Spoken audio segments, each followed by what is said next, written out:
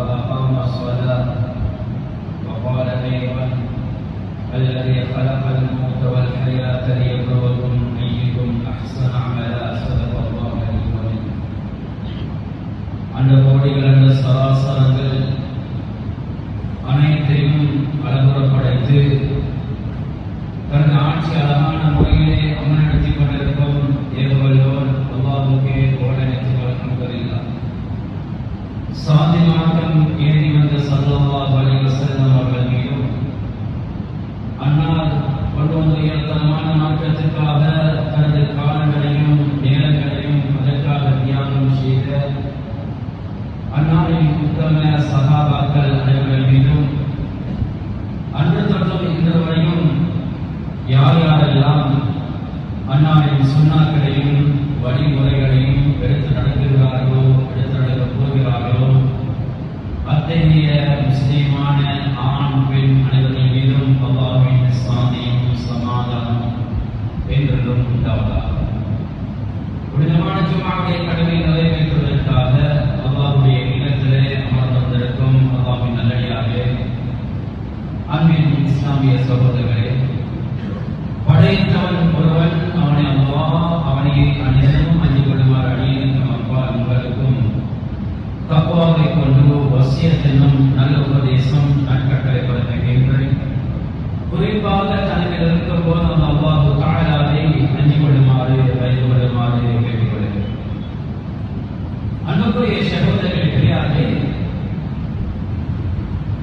இந்த உலகத்திலே ஒரு சிறந்த அல்லாஹ்வுக்கு விருப்பமான ஒரு இடம் இருக்கும் என்று சொன்னால் மஸ்ஜித் என்பதாக ஸல்லல்லாஹு அலைஹி வஸல்லம் சொன்னார். அஹப்புல் பிலாதி இலல்லாஹி மஸாஜிதுஹா. அல்லாஹ்வுக்கு ஊர்கள்ல விருப்பமான இடம் அது மஸ்ஜித் என்பதாக ஸல்லல்லாஹு அலைஹி வஸல்லம் சொன்னாங்க. அல்லாஹ்வுக்கு வதல் பிலாதி இலல்லாஹி அஸ்வாபுஹா. அல்லாஹ்வுக்கு ஊர்கள்ல இருக்கக்கூடிய இடங்கள்ல அல்லாஹ்வுடைய கோபத்தை உருவாக்குகின்ற வெறுக்கக்கூடிய ஒரு இடம் இருக்கும் என்று சொன்னால் அதை தெருவுடன் என்று ஸல்லல்லாஹு அலைஹி வஸல்லம் சொன்னார். எனவே அப்படியான இந்த மஸ்ஜிதை, இது அல்லாஹ்வுடைய இல்லம் சகோதரர்களே, அந்த இல்லத்தை பரிபாலிப்பதற்காக வேண்டும், நிர்வாகம் செய்வதற்காக வேண்டும், யார் யார் தகுதி என்பதையும் அல்லாஹ் அந்த குவாலிஃபிகேஷன் குர்ஆன்ல சொல்லிக் கொடுத்தார். என்னைக்குரிய மேலான பெரியார்களே, சகோதரர்களே, அபூ ஸர் அல்-கஃபாரி ரலியல்லாஹு தஆலா அவங்க ரசூலுல்லாஹி ஸல்லல்லாஹு அலைஹி வஸல்லம் அவர்களிடத்துல கேட்கிறாங்க, யா ரசூலல்லாஹ், அதா தஸ்தஅமினுனி அல்லாஹ்வின் தூதரே, உங்களுக்கு அல்லாஹ் இவ்வளவு இடங்களை, எத்தனை மாவட்டங்களை, எத்தனை ஊர்களை, நாடுகளை உங்களுக்கு அல்லாஹ் பொறுப்பாக தந்திருக்கிறானே, எனவே அந்த ஊர்களுக்கு, நாடுகளுக்கு, அந்த தேசங்களுக்கு அல்லாஹ்வின் தூதரே, என்னை ஒரு கவர்னராக, என்னை ஒரு பொறுப்புதாரியாக என்னை ஆக்கிக் கொள்ளுங்கள், ஆக்கி விடுங்கள் யா ரசூலல்லாஹ் என்று அபூ ஸர் கஃபாரி ரலியல்லாஹு தஆலா அல்லாஹ்வின் தூதர் ஸல்லல்லாஹு அலைஹி வஸல்லம் அவர்களை கேட்கின்ற பொழுது ஸல்லல்லாஹு அலைஹி வஸல்லம் சொன்னார், யா பதர், இன்னா அமானா, இது அமானிதம், அமானிதத்தை பாதுகாக்கின்ற பொறுப்பு இந்த நிர்வாகத்தை கையில எடுத்தவர்களுக்கு இருக்கிற சகோதரர்களே. மலேசான வேலை அல்ல நிர்வாகம் என்பது. இது ஒரு குடும்பத்தை நிர்வாகம் செய்வதல்ல, ஆயிரக்கணக்கான குடும்பங்களை சேர்ந்த ஒரு ஊரை, அல்லாஹ்வுடைய இல்லத்தை நிர்வாகம் செய்வதற்கான இது ஒரு நிர்வாகம், மஸ்ஜிதுடைய நிர்வாகம். அதனால ஸல்லல்லாஹு அலைஹி வஸல்லம் சொன்னாங்க, இது அமானிதம். அமானிதத்தை வலினி அவாத் வலீஃபா அபூ ஸரே, நான் உங்களை விலகீனமானவனாக பார்க்கிறேன்.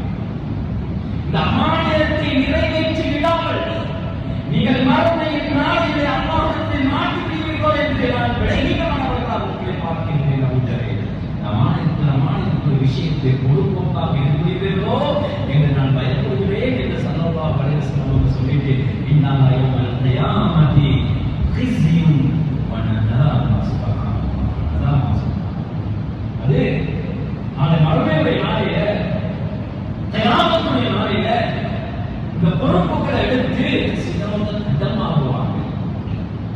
மஸ்ஜிதில் பொறுப்பெடுத்திக்கிறோம், பாடசாலைகளை பொறுப்பெடுத்திக்கிறோம், வேறு வேறு பொறுப்புகள் எடுத்துக்கிறோம், நிர்வாகத்தில் ஒருத்தராக இருக்கிறோம் அல்லது தலைவராக இருக்கிறோம். அந்தந்த கம்பெனிகளுக்கு, அந்தந்த மஸ்ஜிதுகளுக்கு, அந்தந்த நிர்வாகங்களுக்கு, அந்தந்த இடங்களுக்கு பொறுப்புதாரியாக இருக்கின்ற பொழுது அந்த கடமைகளை சரிவர நிறைவேற்றாத பொழுது நாளை மறுமையுடைய நாளிலே ஸல்லல்லாஹு அலைஹி வஸல்லம் சொன்னாங்க, அது உங்களை கவலையில ஆழ்த்திவிடும்.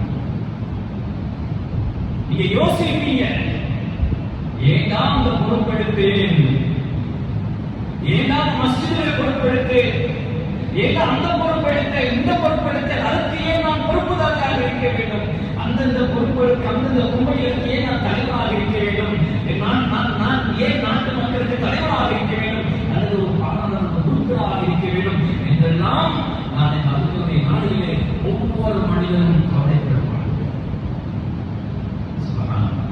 கவலைப்படுவார். கேட்கப்படுகின்ற கேள்வி கைசேதம் அடைவார்கள். ஏன் பொறுப்பெடுத்தேன், இந்த பொறுப்பானதான் இன்றைக்கு நான் சோர்க்க போறேன், இன்றைக்கு நரகம் போக போறேனே என்ற கவலையும் என்ற கைசேதமும் அவனை ஆழ்த்திக் கொண்டே இருக்கும் சகோதரர்களே, அதிலே மூழ்கிக் கொண்டிருப்பான். அதனால் இந்த பொறுப்புகள் என்பது இதில் விளையாட வேண்டாம்.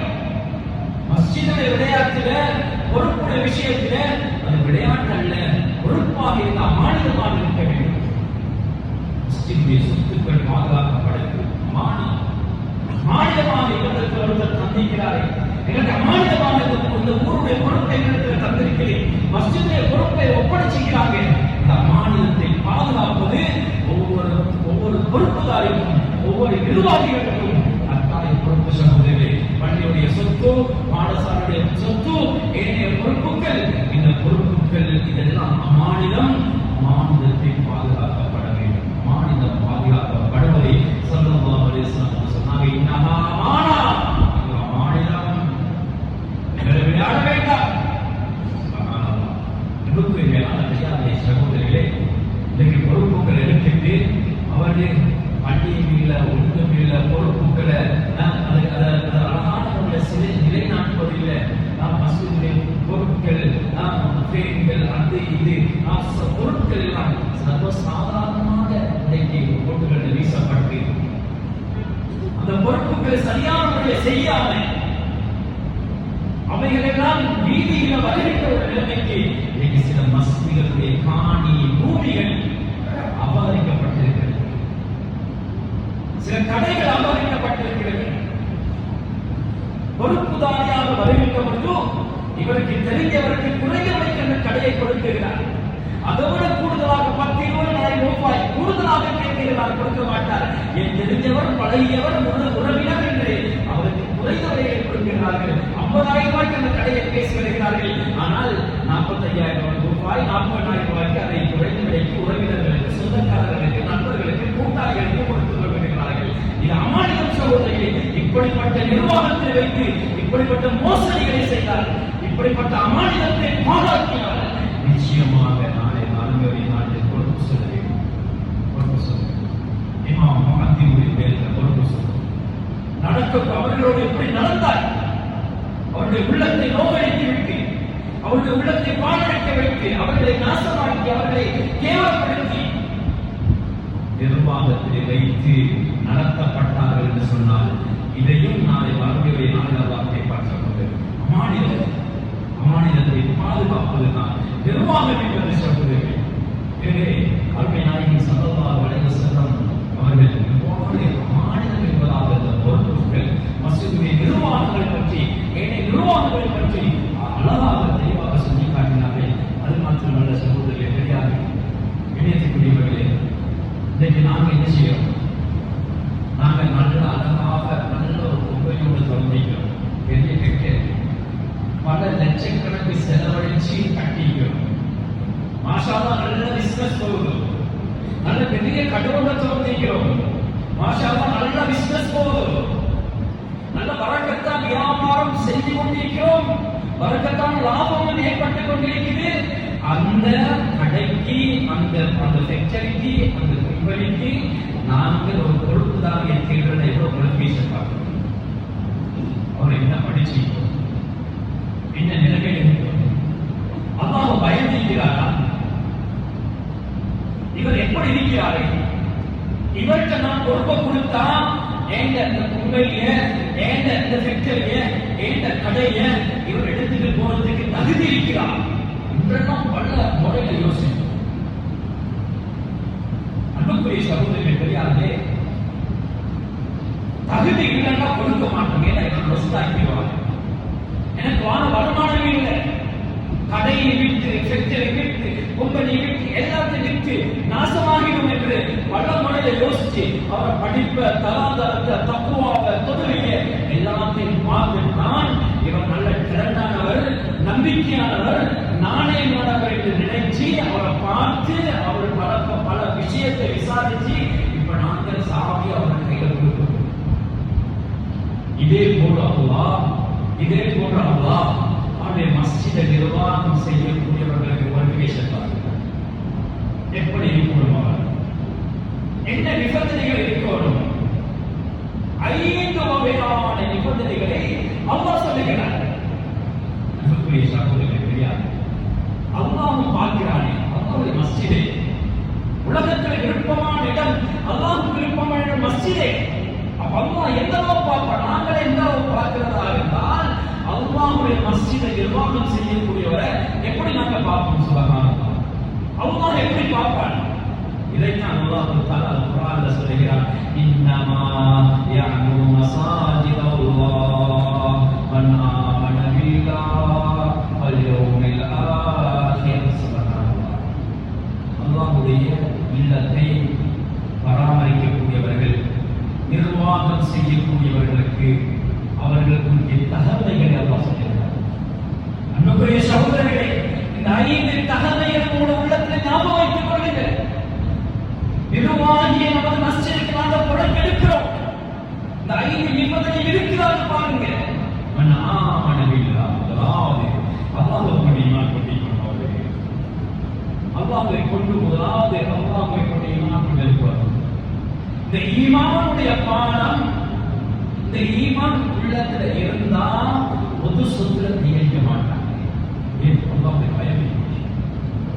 நாளைக்கு நான் மாற்றிக்கிடுவேன், நான் ஒரு நாள் முறை எதுக்கு நான் கொடுக்க வேண்டாம், நல்ல பராமரிக்க வேண்டாம், நாளைக்கு அல்லாஹ்வுக்கு நான் என்ன பதில் சொல்றது? பள்ளியுடைய சொத்துல ஒரு ரூபா நான் எந்த பொருளை எடுத்து போட்டா அல்லாஹ் நாளைக்கு விசாரிப்பானே, அதனால நான் நரகம் போவேன் என்ற பயம் அவருக்கு இருக்கும். ஈமான் இருக்கிறது காரணம் அல்லாஹ்வுடைய பயம் இருக்கிறது காரணத்தின் காரணம் சகோதரர்களே. வலியவுமில் ஆகிர், இரண்டாவது அல்லாஹ் சொல்கிறார், கியாமத் நாள் கூட அவர் ஈமான் கொண்டிருக்கிறோம். கியாமத் நாள், மறுமையுடைய நாள் ஒன்று இருக்குது. அல்லாஹ் இதுல நான் சுப்ரயோகம் செய்தால், இந்த பொறுப்பெடுத்து நான் பொறுப்போக்காக இருந்தா, அல்லது பேருக்கு புகழுக்கு நான் அந்த பொறுப்பெடுத்தா, அல்லது இந்த மகனுக்கு வெள்ளி இடத்துல திருமணம் முடிச்சு கொடுக்கணும் என்பதற்காக இந்த பொறுப்பெடுத்தா, அல்லது ஊர் மக்கள் என்ன மதிக்கணும் என்பதற்காக வேண்டி இந்த பொறுப்பெடுத்து நான் செய்யலடா, நாளைக்கு மறுமையுடைய நாளையில அல்லாஹ் என்னை நிறுத்தாக்கி கேட்பான அக்ஷருடைய நாளையில நான் என்ன பதில் சொல்ல போறேன்? இதுக்கு நான் எப்படி பதில் சொல்லிட்டு நான் தப்பிக்க போறேன்? இதுக்கு நான் எப்படி ஆன்சர் பண்றது? அல்லாஹ் என்னிடத்துல கேட்டா நான் எப்படி பதில் சொல்றது? அந்த மக்களை உனக்கு அல்லாஹ் 2 வருஷம் 3 வருஷம் இந்த பொறுப்பை தந்தேனே, நீ எப்படி சமூகத்தை பார்த்தாய்? சமூகத்தை தொகுதி உள்ளவர்களாக அமைத்தாயா? எத்தனையோ குடும்பம் ஏழையை வாடிக்கொண்டிருந்தார்கள், ஜகாத்துவை பொருள் எடுத்தவர்களுக்கு கொடுத்தாயா? அல்லது நீ தனிப்பட்ட முறையை அவர்களுக்கு நீ அவர்களுக்கு உதவி செய்தாயா? அல்லாஹ் கேட்பார் சகோதரர்களே. கியாமத்துடைய நாள் இதை பற்றி நம்பிக்கை. இதை நான் பொறுப்போக்கு செஞ்சா, இதில் நான் அழகாக செய்யறதா, அல்லாஹ் என்னை விசாரிப்பான். விசாரித்தால் நான் மாற்றி விடுவேன். நான் மாற்றி விட்டேன் சொன்னால் நான் நரகத்துக்குள்ள நுழைந்து விடுவேன், நரகத்துக்குள்ள போய் போயிட்டு அல்லாஹ் காப்பாற்ற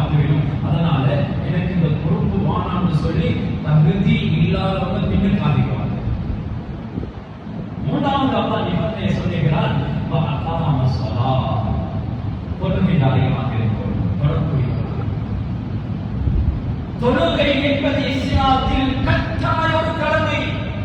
எப்படிப்பட்ட ஒருத்தராக இருந்தாலும் அவர் தொழுதானாக வேண்டும். பைத்தியகாரனாகிறார் தொழுகை கடமையிலே.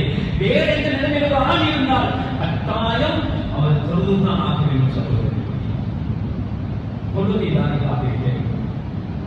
தொழுகைதாரிகள் என்பது இன்று கணக்கு இல்லாமல் மஸ்ஜிதுக்குள்ள வாங்க தொழுகை இல்லாதவங்க. மஸ்ஜிதுகள்ல துஹருக்கு வந்த அசருக்கு இல்ல, அசருக்கு வந்த மகரிபுக்கு இல்ல, மகரிபுக்கு வந்த இஷாவுக்கு இல்ல, சுபஹுக்கு அழகே இல்லை. அல்லது ஒரு ஜும்மாவுக்கு மட்டும் வந்துட்டு போறாரு, 2 பெருநாளைக்கு வந்துட்டு போறாரு.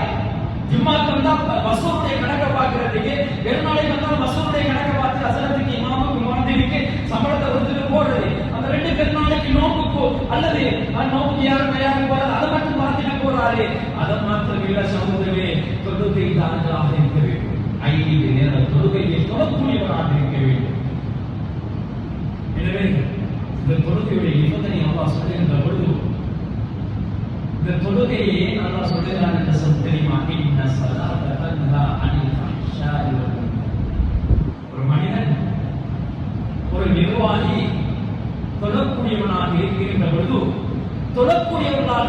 பொழுது, வெறுக்கத்தக்க செயல்கள் அவருடைய வாழ்க்கையில் இருக்காது. தடுத்துவிடும் சகோதரர்கள். வெறுக்கத்தக்க மானக்கேடான செயல்கள் அந்த நிர்வாகிய உள்ளத்திலேயோ நடத்தையிலேயோ செயல்களிலே இருக்காது. தொடர்புடையவராக இருக்கிறார். இன்னைக்கு தொழுகை இல்லாதவனை தூக்கி போட்டாச்சு, அவன் தான் ஊர்ல பிச்சம் ஐசை சப்ளை பண்ணக்கூடியவனாக இருக்கிறான். அவன் போதை வசதி அங்க அவன் இடத்துல இருந்து தான் இசு பண்றான். அவன் தான் போதை வசதி பாவிக்கிறான். ஏன் காரணம்? தொழுகை இல்லை. அல்லாஹ் சொல்லுகிறார், தொழக்கூடியவனாக இருந்தால் சின்ன சின்ன பாவங்கள் கூட அவனுக்கு இல்லாமல் போய்விடும். பெரிய பாவம் நினைச்சு பார்க்க ஒட்டவை இல்லாமல் அன்புக்குரிய சகோதரர்களே, தொழுகை இல்லாதவனை தூக்கி போடுறது நிர்வாகத்துக்குள்ள பார்த்தா அவன் வட்டி எடுத்துக் கொண்டிருக்கிறான், பார்த்தா வாகனத்துக்கு பின்னாடி கட்டி கொண்டிருக்கிறான், பார்த்தா வட்டியில ஓடுது வாகனம், பார்த்தா வட்டியில வீடு, பார்த்தா லோன்ல வாழ்க்கை லைஃப் போகுது. இவரை தூக்கி நிர்வாகத்துக்குள்ள தூக்கி போட்டா எங்க அல்லாஹ்வுடைய பரக்கத்தை காண முடியும்? அவர்களுக்கு மூலமாக இந்த சமூகம் பிழைப்படும், அவர்கள் மூலமாக பல பிரச்சனைகள் உருவாகும். என்ன அல்லாஹ் சொல்லுகிறான்? நிர்வாகத்துக்கு வரக்கூடியவர்கள், என்னுடைய இல்லத்தை பராமரிக்கக்கூடியவர்கள் எப்படிப்பட்டவர்களாக இருக்க வேண்டும் என்று சொன்னால் அவர்கள் தொடரக்கூடியவர்களாக இருக்க வேண்டும். தொடரக்கூடியவர்களாக இருக்க வேண்டும். அன்புக்குரிய சகோதரர்களே, இதில் இன்னொரு விஷயத்தை கவனிச்சுக்கணும். தொடரக்கூடியவர்களோடு இருக்கிறதோட எங்களோட மஸ்ஜிதில் நாங்கள் தொழுகையுடைய வீதத்தை உயர்த்த வேண்டும். தொழுகைக்காகவே மக்கள் அழைக்கிறோம். 12 பேரும் போங்க, 13 பேரும் போங்க ஒரு வீட்டுக்கும்.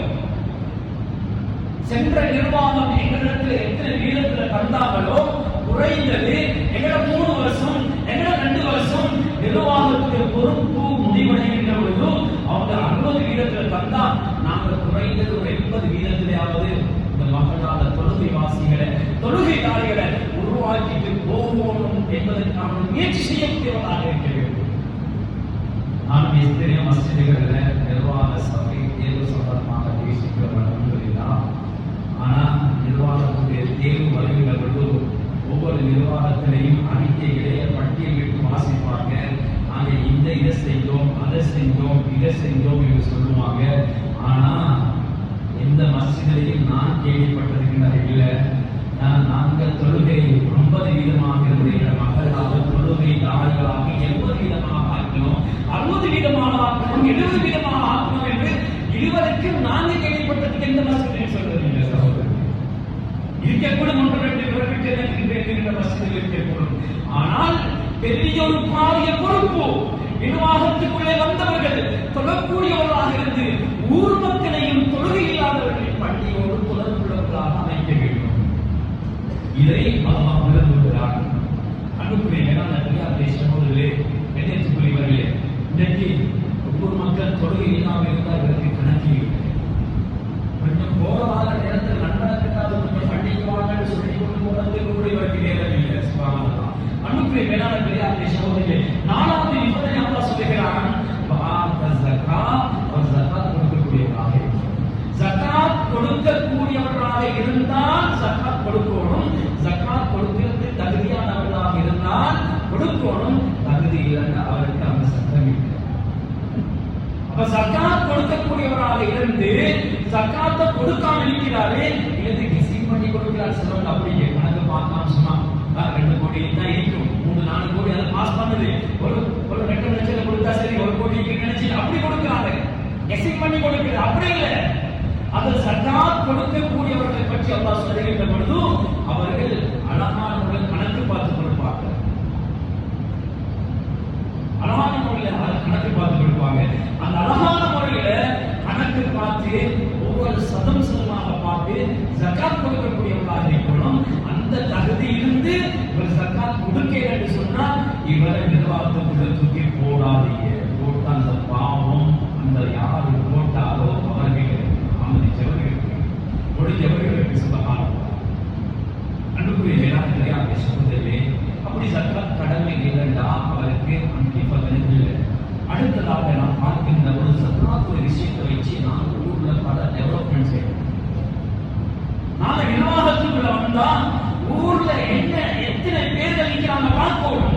எத்தனை விதங்கள் இருக்கிறாங்க, அவங்க எப்படி சாப்பிடுறாங்க, எத்தனை ஏழைகள் இருக்கிறாங்க, அவங்களுக்கு ஒரு உணவு எப்படி, எத்தனை மதிய போட்டில் வாடுகின்ற மாணவர்கள் யூனிவர்சிட்டியிலையும் நல்ல பயோ படிச்சு கொண்டிருக்கிறாங்க, செலவழிக்கிறது கஷ்டமாக இருக்குது, மதரசால ஓதி கொண்டிருக்கிறாங்க. அந்த அப்படிப்பட்டவர்களை இனம் கண்டு அவர்களுக்கு சர்க்காருடைய கொடுக்கும். இது ஊர்ல இவர் செய்யக்கூடிய முக்கியமான நிர்வாகிகள் செய்யக்கூடிய விடயங்கள். அடுத்ததாக 5வது நிபந்தனை அல்லாஹ் சொல்றான், யக்ஷா இல்லல்லாஹ், அல்லாஹ் தேர்வு யாருக்கும் சட்டத்துக்கு விஷயங்கள் பயன்படுத்தும். நிர்வாகம் என்று வந்தா ஊர்ல போதை வஸ்து நடக்குது, போதை வஸ்து பாவிச்சு கொண்டிருக்கிறாரு, இன்னவரு அவர் ஐச வியாபாரம் செஞ்சு கொண்டிருக்கிறாரு. பயமில்லாதவராக இருக்கணும், தைரியமாக போய் சொல்லணும், இதை செய்யாத, இதுக்கு பின்னால் செய்தால் உனக்குரிய தண்டனை மஸ்ஜிதில் நிறைவேற்றப்படும். அதற்குரிய சட்டத்தை நாங்கள் இருப்போம், பயப்படக்கூடாது. ஜினா செய்கிறார்கள், ஜினாவுடைய பாவம் நடந்து விட்டது, ஒரு சாட்சி அங்கே கொண்டு வரப்பட்டு விட்டது. இப்ப இவர் யோசிக்கணும், நான் நிர்வாகி யோசிக்கணும், நான் பயப்பட மாட்டேன். பள்ளியுடைய தலைவருடைய மகனாக இருந்தாலும் சரி, அல்லது பெரிய ஆஜியாருடைய பெரிய செல்வந்தர், பெரிய படிச்சவர் பணக்காரர், அவருடைய மகனாக இருந்தாலும் சரி, ஏழை பணக்காரன், படித்தவன் பாமரன் என்று வேறுபாடு பார்க்காமல் சட்டத்தை சட்டமாக செய்யணும். வலம் யக்ஷா இல்லல்லாஹ், அல்லாஹ்வுடைய சட்டத்தின் விஷயத்துல அல்லாஹ்வை தவிர வேற எந்த கும்பலுக்கும் எந்தவனுக்கும் யாருக்கும் பயப்படக்கூடாது என்பதை அல்லாஹ் தஆலா அழகாக இந்த இடத்தில் சொல்லி காட்டுகிறார். சகோதரி தெரியாது அன்புக்குரியவர்களே, அல்லாஹ்வுடைய நல்லடியார்களே, எனவே இது ஒரு அமானிதம். இந்த அமானிதத்தை சரியான முறையில் நிறைவேற்ற வேண்டும். அல்லாஹ் அந்த பொறுப்பை எங்களுக்கு 2 வருஷமோ 3 வருஷமோ தந்தால் இந்த அமானிதத்தை அழகான முறையில் நிறைவேற்ற வேண்டும். அன்புக்குரிய சகோதரர்களே, இதற்கு தகுதி இல்லைன்னா நீங்க பின்னுக்காக உங்களை தூக்கி போடாதே சொல்லுங்க, நான் தகுதி இல்லை சொல்லிட்டு நீங்க பின்னுக்காக. தகுதி உள்ளவங்க பின்னுக்காகினால் தகுதி இல்லாதவங்க சேர்ந்துருவாங்க. அதையும் தகுதி உள்ளவங்க யோசிக்கணும். தகுதி இல்லாதவங்க பின்னுக்கு, தகுதி உள்ளவங்க பின்னுக்காகின்ற பொழுது எனக்கு ஏனாதப்பான்னு சொல்லி பின்னுக்காக தகுதி இல்லாதவங்க உள்ளுக்குள் நுழைஞ்சிடுவாங்க. அதையும் பார்த்துக் கொள்வோம், பாதுகாக்கணும். எனவே எனக்கு தகுதி இல்லைன்னா நான் இதுக்குள்ள நுழையக்கூடாது. எனக்கு 1000 வேலை இருக்குது, நான் வீட்டுடைய கரண்ட் பில்ல கட்டுறது எனக்கு நேரம் இல்லை, ஏன தண்ணி பில்ல கட்டுறது எனக்கு நேரம் இல்லை, எனக்கு தொழுவத்து கூட நான் அழகான முறையில் மாற்றி வாழத்து கூட எனக்கு நேரம் இல்லை, எங்க பிள்ளைய பாடசாலைக்கு கூட்டிக் கொண்டு தூரத்துக்கு வாழறதுக்கு எனக்கு நேரம் இல்லை, எங்க கடையை பார்க்கறதுக்கு எனக்கு நேரம் இல்லை, கணக்கு பார்க்கறதுக்கு நேரம் இல்லை. இதுக்குள்ள நான் எப்படி நிர்வாகத்துக்குள்ள வாழது யோசிக்கணும். நான் தகுதி இல்லை, பின்னுக்காக தகுதி இல்லை என்றால் இதுக்கெல்லாம் எனக்கு நேரம் இல்லைன்னா மஸ்ஜிதுக்கு நான் எப்படி நேரம் கொடுக்க போறேன்? நான் தகுதி இல்லை, நானே வட்டியில கேட்ட காலம் போகும், அல்லாஹ் காப்பாற்ற வேணும், இதுதான் என்ன பாதுகாக்கணும்னு சொல்லி இவர் பார்க்கிறாரு. இவர் வட்டி, இவர் சினா, இவர் கொடுக்கல் வாங்கல மோசம், மகனை பார்த்தா ஐசும் போதை வஸ்தும், மகனை பார்த்தா பாவத்துல அளவுறையான உடுப்புகள்ல இப்படி போய் கொண்டிருக்கிறாரே.